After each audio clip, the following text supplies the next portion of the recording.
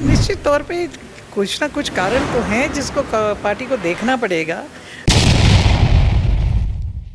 देखिए, ये पार्टी के इंटरनल मैटर्स हैं, जो हमने उनके सामने रखना है वो उनके सामने रखेंगे। अब वो आए हैं, उनसे बातचीत करेंगे। तो कोई मैम अगर बात की जाए कारण भारत के जो रहे हैं जिस तरह से इलेक्शन में कांग्रेस को जीत मिली है, तो उसको लेकर किस तरह से रहेगा और कितना मनोबल जो है वो जीत के बाद पार्टी को। देखिए, निश्चित तौर पे जो विधानसभा की सीटों पे जीत हुई है उसमें 2022 में जब हमने चुनाव लड़ा 40 सीटें जीत के कांग्रेस आई थी, और उसके बाद ये जो 9 विधायकों का 6 ने पहले जो कांग्रेस के थे वो चले गए, फिर 3 जो इंडिपेंडेंट है उन्होंने इस्तीफ़ा दे दिया, और जब दोबारा चुनाव हुए तो कांग्रेस जो है वापस 40 अपने जिस नंबर से जीत के आई थी। तो ये बात तो स्पष्ट है कि हिमाचल प्रदेश की जनता ने स्पष्ट बहुमत जो है वो कांग्रेस पार्टी को दिया है, और इसकी वजह से कांग्रेस के वर्कर के मनोबल तो निश्चित तौर पे बढ़ा है, और एक आत्मविश्वास भी आया है कि पार्टी जो है वो मजबूत है और स्टेबल गवर्नमेंट है। आशा जी, क्या आप मानती हैं कि जो लोकसभा कैंडिडेट था कांग्रेस का वही गलत था? नहीं, ये तो कोई प्रश्न ही नहीं उठता कि कोई गलत कैंडिडेट था। कैंडिडेट कभी गलत नहीं होता या सही नहीं होता। सिलेक्शन भी सही और गलत नहीं होता है। सिलेक्शन पार्टी जो है अपने सारे पहलुओं को देख करके करती है। कभी जो दाव ठीक बैठ जाता है, और कभी ऐसा नहीं है कि अगर कांगड़ा की हम सिर्फ बात कर रहे हैं तो ऐसा नहीं है कि हम सिर्फ कांगड़ा हारे। We lost the whole of Himachal, we lost the whole of Uttarakhand, we lost the whole of Jammu, जो हमारे बॉर्डर्स हैं।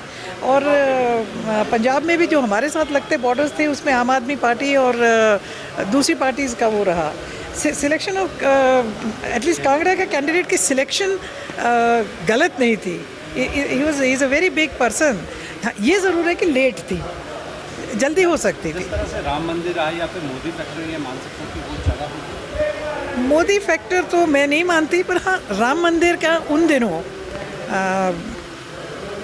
एक फैक्टर था, और राम मंदिर के बारे में विषय में जो असली तथ्य हैं वो जनता के सामने अब आ रहे हैं।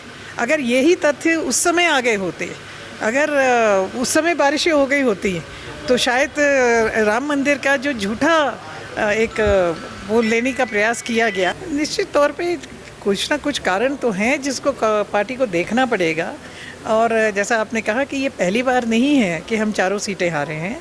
हम इससे पहले भी 2014 में, 2019 में, 2022 में, ये 24 में, 23 में हम लगातार जो हैं इन लोकसभा के चुनावों को हारते रहे हैं। कारण इसीलिए फैक्ट फाइंडिंग कमेटी आई है, इसीलिए ये आए हैं सुनने के लिए और जानने के लिए कि क्या कमियां यहाँ के वर्कर को लगती हैं। हम सब वर्कर ही हैं, जो फील्ड में काम करता है वो वर्कर ही होता है। तो क्या कमियां लगती हैं, तो उसके ऊपर मंथन तो निश्चित तौर पे हाईकमांड करेगा। मैं हमारे कांगड़ा में मैंने ऐसा नहीं देखा। हमारे कांगड़ा चंबा की सीट में कार्यकर्ता की अनदेखी नहीं, बल्कि मैं कहूँगी कि आनंद शर्मा जी ने बहुत ही दिलेरी से और बहुत ही, जिसको कहते हैं कि ज़मीनी स्तर पे जा कर के कार्यकर्ताओं के साथ मिल कर के चुनाव लड़ा।